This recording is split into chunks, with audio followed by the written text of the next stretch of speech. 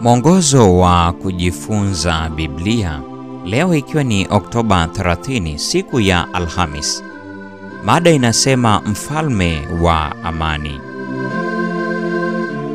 Je, aya zifuatazo zinaelezeaje wakati ujao ambao Mungu alikuwa akiwawazia watu wake? Isaya sura ya 9 aya 6, Isaya 11 aya ya 1 hadi ya 5, Isaya 60 aya 17, Hosea 2 aya 18 na Mika 4 aya 3. Ingawa suala linalotazamiwa sana kwenye somo la juma hili limehusisha vita vilivyoungwa mkono na kusaidiwa na Mungu wa Agano la Kale, yatupasa tutaje mada nyingine yenye umuhimu sawa na hiyo ya maandiko ya kinabii ya Agano la Kale: njozi ya wakati ujao ya kipindi cha amani cha kimasihi. Masihi anaelezewa kama mfalme wa amani. Isaya sura ile ya 9 aya 6, atakaribisha ufalme utakaotawaliwa na amani, ambapo simba na mwanakondoo watachunga pamoja. Isaya 11 aya ya 1 hadi ya 8, ambapo hapata kuwa na uangamivu au kudhuriana.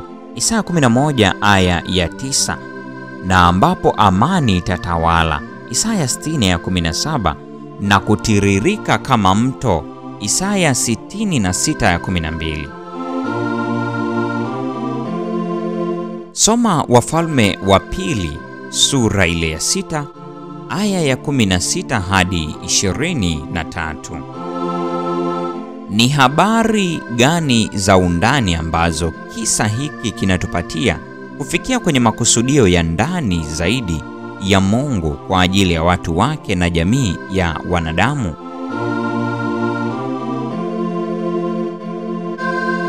Fikiria kisa cha kulishwa kwa jeshi la Washami kutokana na kile alichokianzisha Elisha. Badala ya kuwaua, Wafalme wa Pili sura ile ya 6:22 aliwaonesha mpango wa juu zaidi: amani ambayo daima imekuwa ni shauku ya Mungu kwa ajili ya watu wake. Inapendeza kuona kwamba Elisha anatambua kikamilifu juu ya ubora wa jeshi lisiloonekana linalowazunguka maadui. Wafalme wa Pili sura ya 6 aya 17.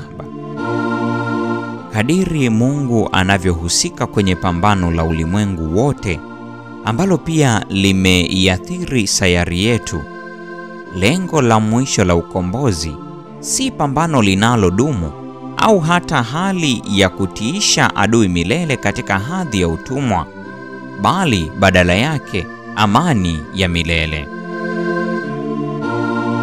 Vurugu zikiendelea kuzaa vurugu. Mathayo sura ile ya 26 aya 52.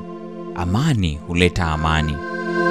Kisa kinahitimishwa kwa kusema, basi akawaandalia chakula tele, na walipokwisha kula na kunywa akawaacha. Wakaenda zao kwa bwana wao, na vikosi vya Shamu havikuja tena katika nchi ya Israeli. Wafalme wa Pili sura ile ya 6 aya ya 23.